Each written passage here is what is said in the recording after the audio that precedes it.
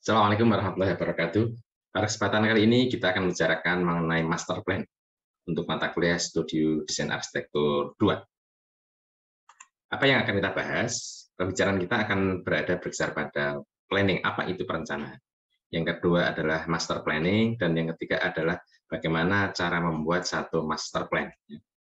Kita awali dengan tahap yang pertama, yaitu mengenai planning. Apa itu perencanaan? Perencanaan adalah satu proses mempersiapkan secara sistematis, jadi ada kata-kata sistematis ya, kegiatan-kegiatan yang akan dilakukan untuk mencapai suatu tujuan tertentu. Yang kedua adalah satu cara mencapai tujuan sebaik-baiknya dengan sumber daya yang ada supaya lebih efektif dan efisien. Dengan demikian ya tidak boros karena apa? Efektif dan efisien. Yang ketiga adalah satu pengarahan penggunaan sumber daya pembangunan yang terbatas, karena sumber daya alam dan sumber daya pembangunan tentu saja terbatas ya, untuk mencapai satu keadaan sosial ekonomi yang lebih baik secara lebih efisien dan efektif. Dibandingkan tanpa perencanaan, jauh akan lebih efisien dan efektif. Yang ketiga adalah satu forecasting, ramalan ke depan, melalui satu proses yang menggambarkan keinginan dan kebutuhan serta memperhatikan pengalaman dengan menyatakan tujuan-tujuannya, sasaran-sasarannya, batasan-batasannya, dan kriteria yang akan diwujudkan. Jadi ini satu mencoba untuk memforecast yang akan datang. Yang terakhir adalah satu mengelola masa depan untuk mencapai satu tujuan. Jadi sebetulnya planning itu untuk mengelola masa depan. Bagaimana masa depan itu bisa terwujud? Nah, untuk mencapai itu maka dibutuhkan satu perencanaan yang berupa planning. Oke, paradigma perencanaan. Jadi paradigma perencanaan itu dimulai dengan tahun 1875 atau sampai dengan abad 19 itu adalah eranya utopianisme, di mana di sini orang membuat satu konsep-konsep ke depan. Ini yang makanya yang dikenal dengan konsep BIS itu sebetulnya ada di utopianisme. Anda itu sebelumnya kalau menggunakan konsep BIS itu tahun atau abad 19 itu sudah banyak itu yang dilakukan oleh para arsitek, oleh para perencana kota. Yang berikutnya adalah era positivisme, yaitu era modern planning atau eranya blueprint, eranya master plan. Ini yang mau kita pelajari di sini nanti adalah eranya master plan. Itu sebenarnya abad 19 sudah cukup lama itu sudah ada ya. Jadi jangan dikira yang namanya utopianisme itu saat sekarang sudah lama, positivisme juga sudah lama. Nah, ini eranya yang berikutnya adalah eranya rasionalisme, ini tahun 60-an, itu era comprehensive planning, strategic planning, jadi ada perencanaan itu yang harus komprehensif, tidak hanya aspek fisik saja. Nah, kalau di era utopianisme itu kan rata-rata lebih menonjol pada area aspek-aspek visual, aspek-aspek fisik. Tapi kalau rasionalisme itu sudah mencoba karena kota semakin kompleks, semakin berkembang, maka menjadi satu hal yang harus ditangani secara komprehensif, tidak bagian per bagian. Dan ini juga eranya adalah eranya strategic planning. Nah, di situ juga ada rencana era umum, ada rencana umum tata ruang kota, ada rencana umum tata ruang kabupaten, ada juga rencana detail tata ruang kecamatan, ada rencana terinci atau rencana tata lingkungan dan bangunan, atau kalau di Indonesia kan adalah urban design. Itu sebetulnya eranya rasionalisme tahun 60-an. Berikutnya adalah pluralisme yang sampai sekarang itu eranya fenomenologi. Jadi karena berkembang saat itu semua ternyata nggak bisa digeneralisir ya, maka muncullah fenomenologi, yaitu berakar dari bawah, sebenarnya bottom up di sini. Makanya ada advokasi planning ya, perencanaan di mana mengandalkan atau berbasis dari advokat. Jadi seorang perencana itu hanya fasilitator, yang merencanakan itu adalah rakyat atau yang merencanakan adalah para penggunanya.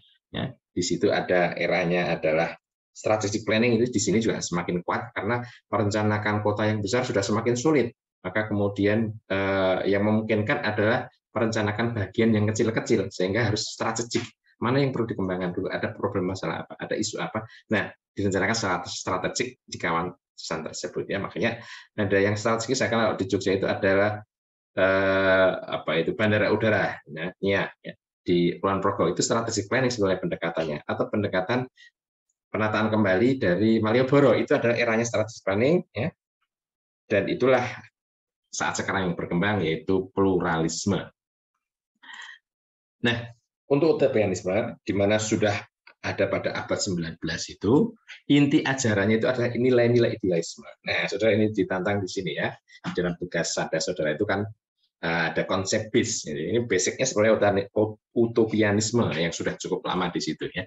Akar filosofinya adalah bahwa utopia humanis dan utopia naturalis. Apa itu utopia humanis? Yaitu merasa bahwa manusia itu lebih baik dan lebih bahagia, lebih produktif, lebih religius apabila tatanan lembaga masyarakat dan itu dirubah di situ.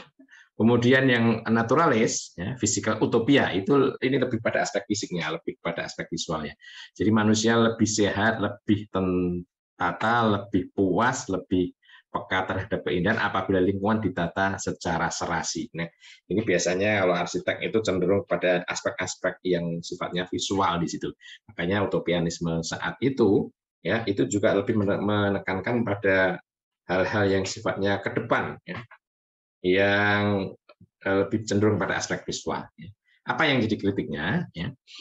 Utopia itu hanya merinci keadaan di masa depan yang diinginkan tanpa memerinci cara-cara untuk menciptakan keadaan. Ya. Cuma yang saya lihat di gambar di belakang saya itu adalah utopianisme, itu kategorinya. Lingkungan itu harus seperti ini ya, menjadi green, lalu di atas ada tumbuh-tumbuhan, di kiri kanan nanti untuk pertanian, ya, ada hutan di tengah bangunan. Nah, ini kan sebetulnya masuk kategori utopianisme dengan pendekatan lingkungan sebenarnya gitu. Nah, ini misalnya ada kota masa depan dari Hagu di Den Haag itu.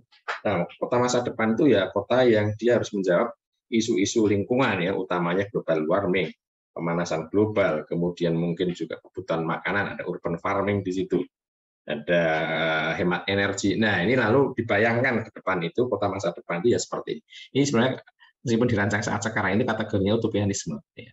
Nah, ini biasanya, nah ini para arsitek senang sekali kalau bermain-main utopianisme itu karena menggali apa yang amat sadar yang dibayangkan di situ. Ya, perkara di situ nanti kadang-kadang banyak kegagalan dari aspek sosial ya, karena lebih memandangkan pada aspek fisik. Maka ini tantangan di dalam tugas saudara-saudara bagaimana supaya utopianisme kalau Anda membangun konsep base itu juga mengacu pada usernya, pemakainya, karena sesungguhnya arsitek itu adalah seni ruang ya.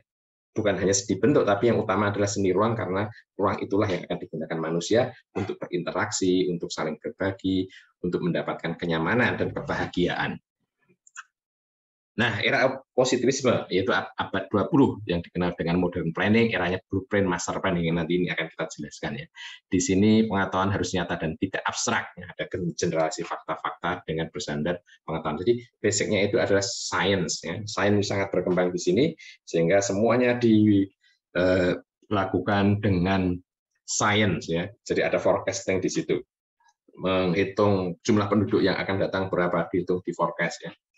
Kemudian juga nanti sistem sirkulasinya akan apa seperti apa, semuanya ada hitung-hitungannya ya.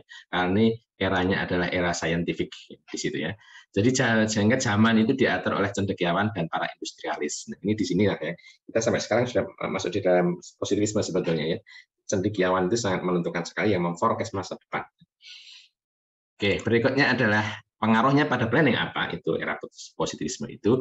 Planning harus mempunyai citra, jadi land use-nya jelas, distriknya jelas, ada landmark, ada nodes-nya jelas, ada ya berbasis the image of the city darinya Kevin Lynch itu ya.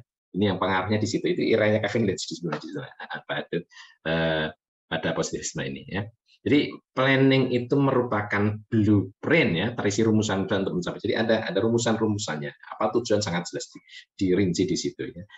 Program-program harus diimplementasikan di lapangan ya. Makanya kalau ada program yang berasal dari planning itu ya, programnya tahapan pertama apa yang dilakukan, tahapan kedua dan seterusnya. Dan juga nanti ada pedoman pelaksanaannya supaya itu bisa dilaksanakan. Itulah namanya eranya positivisme planning dengan pendekatan saintifiknya. Jadi ini lebih ke arah engineering karena ini yang mengolah rata-rata kan para engineer ya. Engineer kota, arsitek termasuk urban planner ya, kemudian dibantu oleh para sosiolog tapi dengan pendekatan saintifik ya. Nah, disitulah menerapkan standar-standar master plan ini yang nanti kita akan pelajari. Tapi ini sebenarnya sudah cukup lama juga karena ini sebenarnya kan abad 20 ya, abad 20. Oke, ya. Nah, ini rasionalisme ini, jadi eranya comprehensive planning, rencana umum, rencana detail ini sampai sekarang dilakukan di Indonesia juga begitu, punya rencana umum tata ruang, rencana detail tata ruang, sampai rencana RTPL ya, rencana teknis tata ruang ya. Jadi dengan pendekatan bahwa akal itu merupakan sumber pengetahuan. Jadi pengalaman empiris itu fungsinya untuk menguatkan pengetahuan yang diperoleh oleh akal. Nah, apa yang metode yang digunakan? Metodenya adalah rata-rata deduktif ya, bukan induktif tapi deduktif. Jadi lebih dekat ke top down ya, ke top down. Jadi semuanya berasal dari umum lalu ke hal yang sifatnya khusus di situ ya. Nah, pengaruhnya pada planning apa? Pengaruhnya adalah penerapan akal untuk kepentingan manusia. Jadi semuanya menggunakan akal manusia. Jadi saintifik sangat dominan sekali ya. Jadi merencanakan itu sebenarnya adalah kerja ilmiah, ada metodologi yang sistematis yang disusun di situ ya. Nah, oleh karena itu biasanya ada satu penetapan tujuan di awal, apa yang dikehendaki di awal, di breakdown ke dalam sasarannya, bagaimana mencapai tujuannya, lalu dianalisis dengan metode saintifik ya, sampai merumuskan alternatif dan konsep-konsep yang kemudian di breakdown ke dalam rencana umum atau rencana detail atau rencana tata ruang dan bangunan ya. Nah, memiliki citra yang pasti dan holistik. Jadi ada sesuatu yang sangat pasti yang di situ penggambarannya cukup jelas dan holistik serta kemungkinan-kemungkinan yang ada itu sudah di forecast kalau seperti ini akan ini, kalau seperti ini. Jadi ada satu analisis yang di mana di situ perencana itu memberikan satu forecast ketika berat, sedang dan ringan. Nah, problem-problem disusun sebagai problem solving. Konteksnya itu adalah problem solving. Ya. Yang terakhir ada eranya pluralisme. Ini berkembang mulai tahun 80-an yang sampai sekarang, yaitu manusia itu bagian yang menyatu dari seluruh aspek kehidupan ya.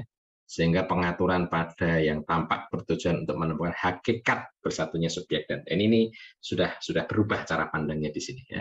Dalam menemukan hakikat didukung dengan 3 reduksi. Reduksi fenomenologis, reduksi hakikat intisari, dan reduksi transendental ya. Jadi reduksi fenomenologis itu yang penting adalah sesuatu yang berada di belakang tampak. Jadi tidak hanya melihat yang tampak saja, yang visual saja, tapi apa di balik yang berada di belakang yang tampak itu ya. Kemudian yang kedua adalah hakikat intisari ya, mencari yang inti ya, dengan di antara tanda-tanda yang tampak. Jadi apa sebenarnya? Jadi ini agak substansial lah yang dicari itu ya. Kalau kehidupan sebenarnya lingkungan itu substansinya apa sih gitu ya? Kalau substansinya adalah kesejahteraan, ya maka ini yang menjadi utama. Apa sih untungnya kota yang indah tapi rakyatnya tidak sejahtera? Karena intinya adalah kesejahteraan, ya, bukan keindahan. Keindahan itu setelah kesejahteraan. Nah inilah makanya nanti biasanya di sini bottom up ya.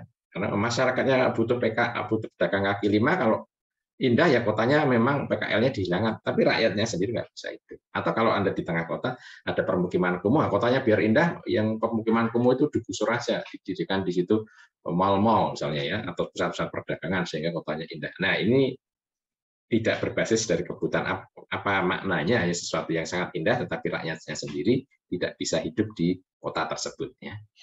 Nah, ini kemudian ada reduksi transendental ya, bergerak dari satu pemikiran sensual, logik, etik, dan transendental. Nah, pengaruhnya pada planning apa? Planning harus diarahkan berorientasi pada kesejahteraan masyarakat. Nah, ini makanya mulai tahun 80-an itu ya, sampai sekarang juga berkembang. Karena apa sebetulnya konteksnya perencanaan yang besar-besar itu sekarang sudah sulit. Makanya substansi kita membangun kota, membangun lingkungan itu untuk siapa sih? Kalau untuk kesejahteraan rakyat, maka rakyat harus diutamakan di situ ya. Nah, tidak pada ini menolak comprehensive planning, menolak sebelumnya yang dia sangat general, ada sesuatu yang sangat etik, yang sangat indah, estetis ya. Nah, ini menolak dengan munculnya rencana-rencana yang sifatnya positivistik ya. Jadi planning harus responsif ya. Ada kalau misalnya di ADS2 ini harus merespon apa yang dibutuhkan masyarakat. Ini sebenarnya konteksnya adalah pattern based pendekatan force based ya, force based bukan pattern ya, force based ya. Apa yang dimaui? Dimaui itu bukan hanya dimaui pemerintah, tapi juga dimaui oleh rakyat penggunanya itu ya. Ini sebenarnya bisa menjadi force based, tidak konsep based ya. Kalau konsep based tadi dia futuristik sekali, tidak berbasis dari rakyat. Makanya force-nya adalah siapa? Force-nya adalah rakyat atau pengguna di situ. Mereka menghendaki kesejahteraan, tetapi juga lingkungan yang tertata, yang indah. Maka bagaimana arsitek itu membuat satu gagasan di situ. Nah, ya, responsif ya. Jadi planning harus dimulai dari kritik sosial. Jadi basicnya itu kritik sosial di situ, keadaan saat ini dan tujuan yang akan datang. Dan intinya adalah untuk masyarakat di situ. Ya. Ini mendasarkan pada gerakan arus bawah. Jadi dari masyarakat arus bawah. Ya. Makanya ini dikenal dengan istilah bottom up, ya, perencanaan dari bawah. Ya. Jadi planner itu hanya sebagai satu fasilitator yang mewujudkan apa yang diinginkan oleh masyarakat. Makanya ada pendekatan dengan public, ya, maksudnya public participation, ya, partisipasi publik. Maka dikenal juga dengan Braken itu dengan co-desainnya, ya. Dengan co-desain itu juga kategori ini sebetulnya bagaimana merencanakan bersama masyarakat, ya.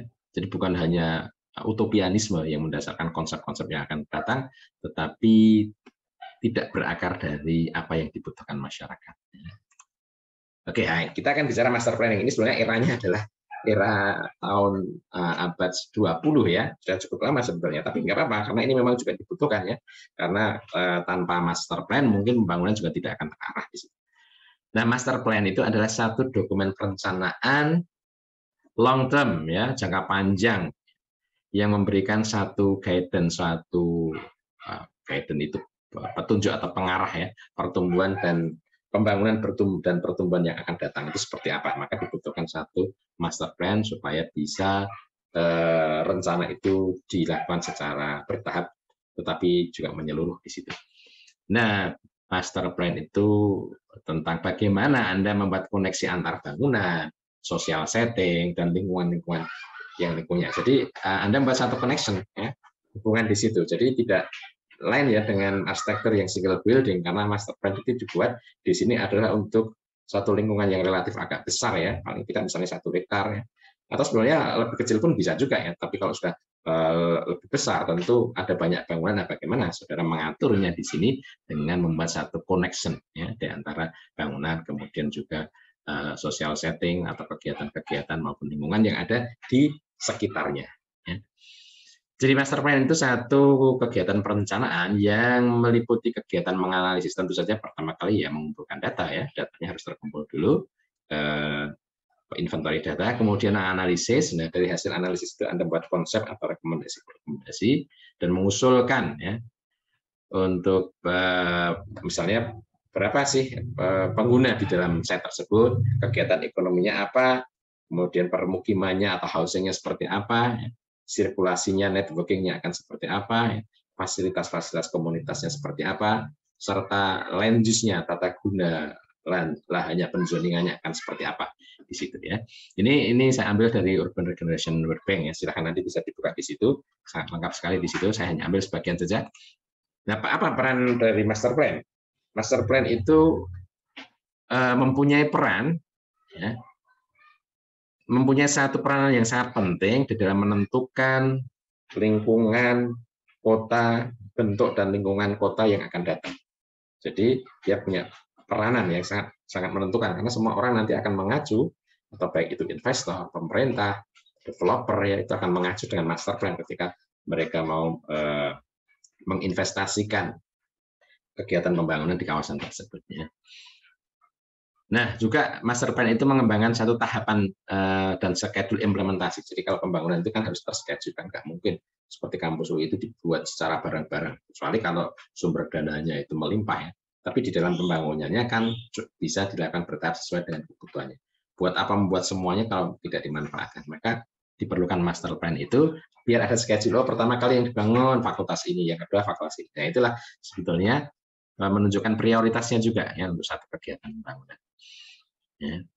Nah, juga berfungsi sebagai framework untuk menciptakan dan menarik sektor swasta. Jadi kalau ada master plan yang jelas, itu sektor swasta, investor itu bisa tertarik. Oh, di sini akan ada jalan yang ada di sini. Mereka bebaskan lahan karena punya rencana. Boleh nggak kalau saya bangun di sini nanti kegiatan untuk perdagangan?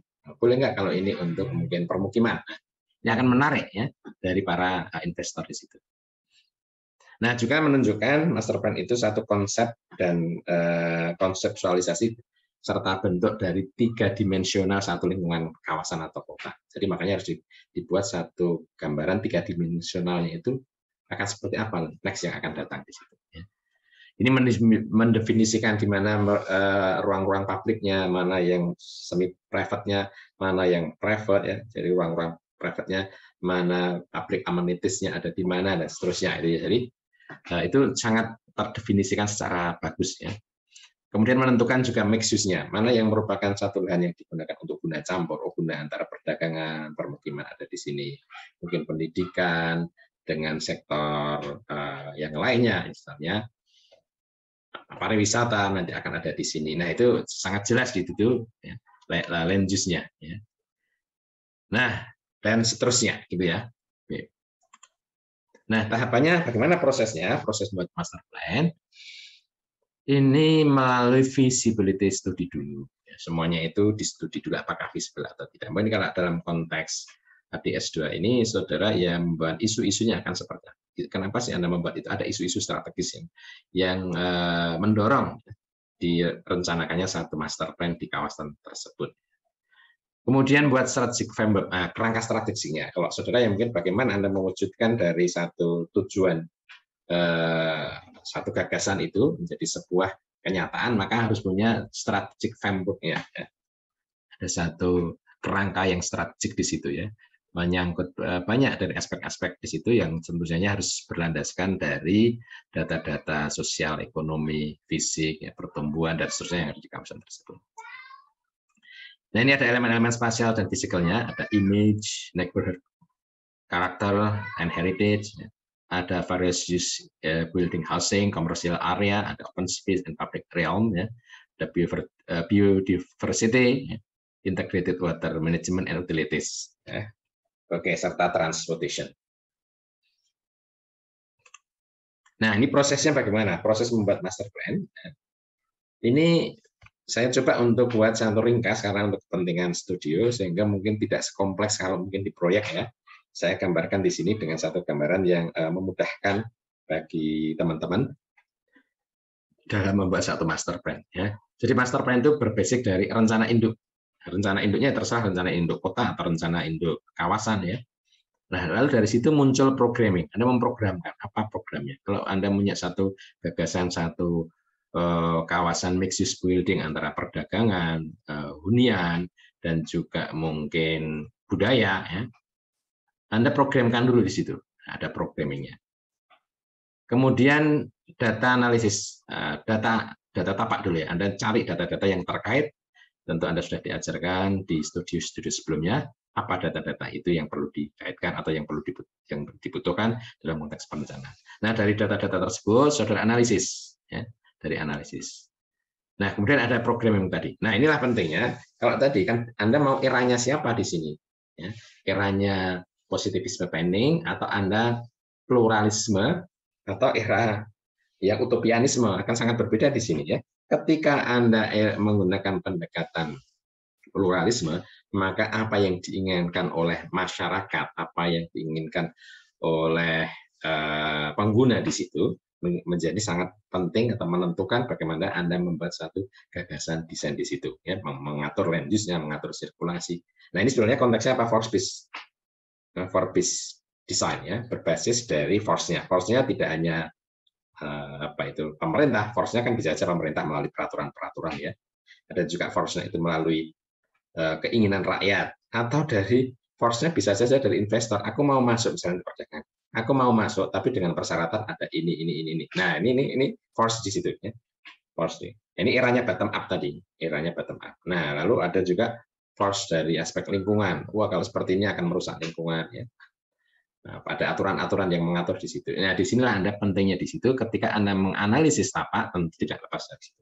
Nah, termasuk di dalam programming, analisis programming itu juga terkait dengan Anda menggunakan apa. Mungkin utopianisme agak nggak peduli ya seperti itu, karena dia hanya membayangkan masa depan itu harus seperti ini. Ya, itu juga eranya positivisme tadi. Jadi sifatnya top down. Jadi pikiran-pikiran itu ada di dalam perencana, lalu dia memasukkan ide-idenya dengan memaksakan di situ apa yang menjadi idenya akan terwujudnya. Tapi apakah nanti itu mensejahterakan atau tidak, itu seringkali yang terlupakan. Berbeda dari yang pluralisme itu intinya kan mensejahterakan ya, bagaimana rakyat yang ada di situ atau yang penggunanya itu menjadi sejahtera.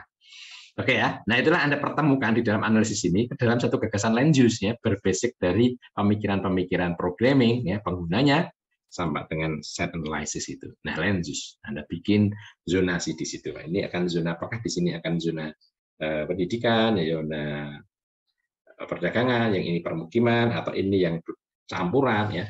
Ini yang zona budaya itu land use-nya. Setelah itu Anda merencanakan satu sistem sirkulasi dan parkir. Nah, ini penting Anda ketahui bahwa sebetulnya apa yang membedakan perencanaan master plan itu dengan desain arsitektur. Ketika master plan, membuat master plan, itu fixed element itu berupa jalan. Ya. Jalan itu termasuk fixed element. Karena kalau sesuatu di dalam master plan itu jalannya berubah arahnya, berubah volumenya, berubah bentuknya, ya, itu akan mengaruhi secara keseluruhan di dalam seluruh dari area tersebut.